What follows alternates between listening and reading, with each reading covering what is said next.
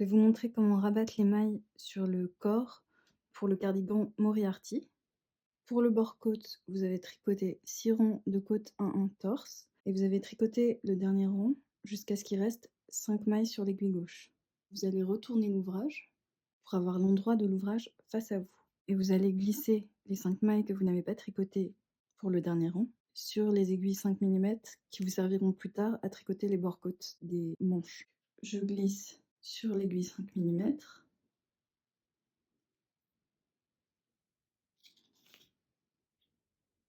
J'ai mes 5 mailles placées sur l'aiguille 5 mm.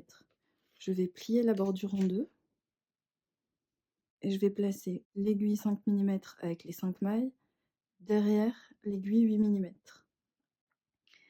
Et ça va me permettre de tricoter ces mailles ensemble pour les rabattre et obtenir de jolies finitions, parce qu'à la fin de l'ouvrage, vous allez coudre cette bordure ici. Donc plutôt que d'avoir une double épaisseur de mailles rabattues ici, on va les rabattre ensemble par rabattage à 3 aiguilles. Je prends l'autre aiguille 8 mm, je place mon fil derrière et je vais piquer dans la première maille en prenant le brin arrière. Donc je fais pas comme pour une maille en droit, mais je vais de droite à gauche comme ça, pour prendre le brin arrière. Et ensuite, je vais piquer aussi dans la première maille de l'aiguille 5 mm. Et je tricote ces deux mailles ensemble. Je fais pareil pour la deuxième maille.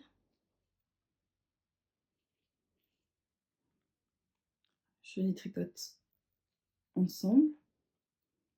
Maintenant, je vais rabattre la première maille que j'ai tricotée sur la deuxième.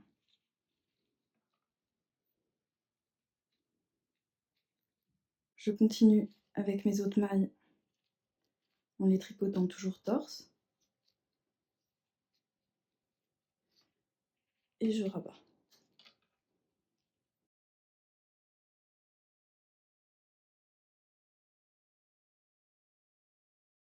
Une fois que vous avez rabattu les 5 premières mailles de l'aiguille 8 mm et les 5 mailles de l'aiguille 5 mm, vous allez rabattre les mailles suivantes, simplement, mais en les tricotant comme elles se présentent. Donc là, j'ai une maille envers torse, donc je vais la tricoter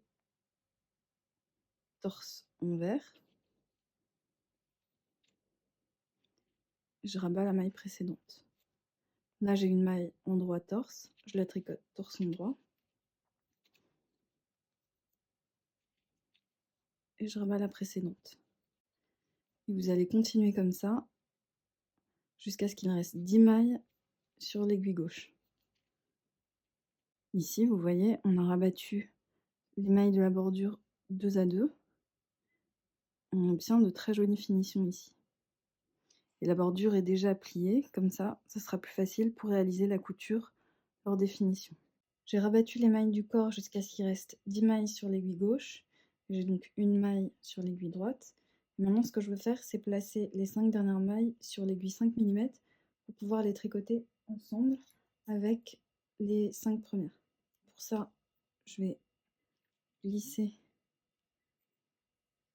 les 5 premières mailles sur mon aiguille 8 mm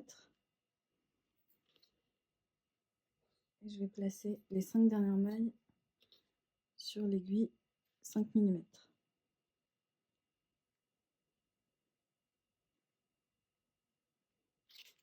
Et je replace les mailles que j'ai glissées sur l'aiguille droite, sur l'aiguille gauche.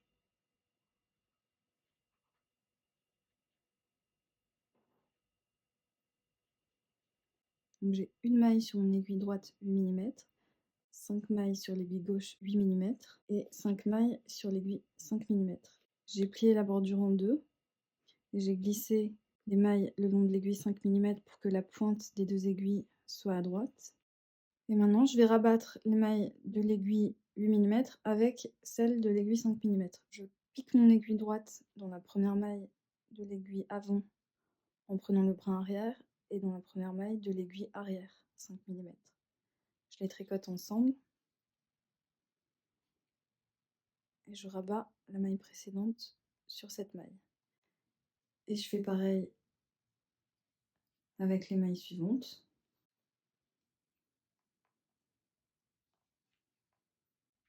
jusqu'à avoir rabattu toutes les mailles. Vous coupez le fil et vous le tirez à travers la maille.